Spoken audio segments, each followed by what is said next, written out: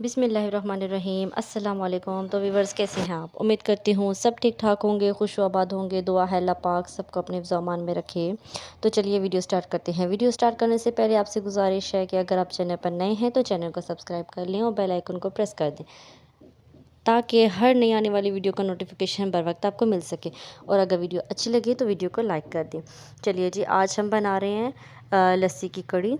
तो उसके लिए लस्सी बनाने के लिए मैंने 1 किलो दही ली है और इसको हम जूसर जैक में डाल के अच्छे से ब्लेंड कर लेंगे। पहले 1 जग के मुताबिक दही हुआ था और 1 ही जग मैंने इसमें पानी का ऐड किया था। पानी को बेसन के साथ हम करेंगे, मिक्स करेंगे। इसके अंदर मैंने तकरीबन 1 कप बेसन ऐड किया है और इसको अच्छे से ब्लेंड कर लेंगे, ताकि कोई लम्स, कोई गुठली वगैरह अंदर ना रहे। अच्छे से ब्लेंड करने के बाद जो हमने लस्सी बनाई है दही की, उसके अंदर ऐड कर दिया। ठीक है, हमारी लस्सी हो गई रेडी। अब एक बर्तन लेंगे, उसके अंदर हम 1/2 कप ऑयल ऐड करेंगे। ऑयल ऐड करने के बाद हमने इसके अंदर ऐड करना है 1 टेबलस्पून ज़ीरा, साबुत ज़ीरा ऐड करेंगे।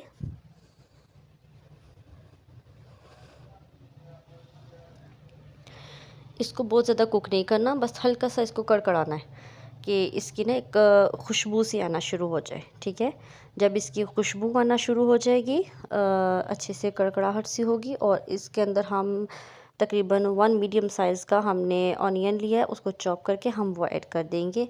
और प्याज को भी हमने बहुत ज़्यादा कुक नहीं करना, लाइट सा ब्राउन कलर हमने इसका लेकर आना है, ताकि जो हम कड़ी बना रहे हैं उसका कलर भी अच्छा रहे। अगर हम इसका कलर डार्क कर देंगे तो कड़ी का कलर भी बहुत ज़्यादा डार्क होना शुरू हो जाएगा।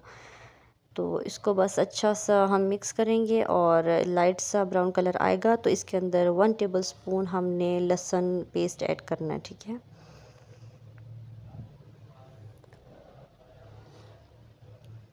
ये देखें लाइट ब्राउन सा कलर इसका होना शुरू हो गया। तो अब इसके अंदर हम 1 चम्मच लहसुन पेस्ट ऐड करेंगे। लहसुन को भी हमने बहुत ज़्यादा कुक नहीं करना, लाइट सा ब्राउन कलर आ जाए तो हमने फिर उसके अंदर, ये देखिए जी, कलर चेक करें, लाइट ब्राउन सा है। इसके अंदर मैंने तकरीबन 3 मीडियम साइज़ के टमाटर लिए हैं, उसको चॉप कर लिया है बारीक बारीक, और उसके अंदर हम वो ऐड कर देंगे, अच्छे से मिक्स करेंगे।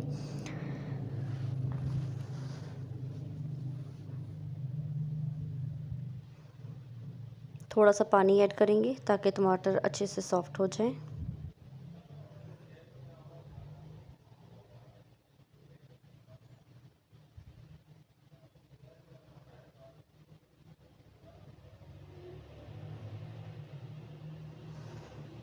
अब इसके अंदर हम सॉल्ट ऐड करेंगे। मैंने तकरीबन 2 टेबलस्पून सॉल्ट ऐड किया है इसके अंदर।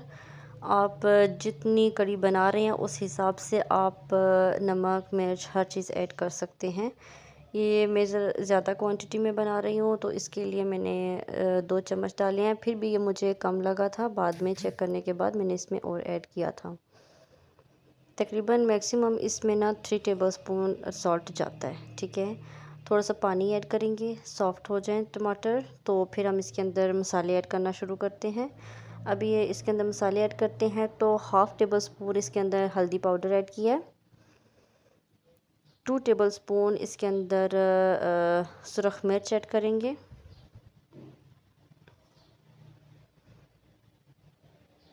अच्छे से मिक्स करेंगे इसको, और यहाँ पर फ्लेम ना मीडियम रखनी है, कहीं ये मसाले जल ना जाएं, इसलिए फ़्लेम को हम मीडियम पे रखेंगे। और इसके साथ मैंने इसके अंदर हरा धनिया ऐड किया है, हरी मिर्चें बारीक कटी हुई, तकरीबन 3 हरी मिर्चें मैंने ली हैं बारीक कट करके, वो हमने ऐड की हैं। जो अभी धनिया हमने ऐड किया ना, इसकी बहुत ही प्यारी खुशबू आती है जब हम कुक करने के दौरान इसको ऐड करते हैं, वो स्पेशल कड़ी में। 1 टेबलस्पून इसमें गरम मसाला ऐड किया है और 1 टेबलस्पून ही इसके अंदर कसूरी मेथी ऐड करेंगे, और बस इतने ही मसाले इसके अंदर जाएंगे और इसको अच्छे से कुक करेंगे। इतना कुक करना है कि ऑयल अच्छे से सेपरेट हो जाए।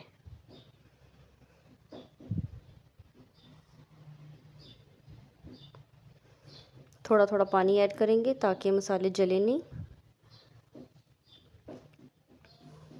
बस टमाटर इसमें अच्छे से सॉफ्ट होने चाहिए और मसाले अच्छे से कुक हो जाएं। کیونکہ ٹماٹر اگر سافٹ نہیں ہوں گے تو وہ پھر چنکس کڑی میں واضح نظر آتے ہیں اور وہ اچھے نہیں لگتے جب منہ میں آئیں۔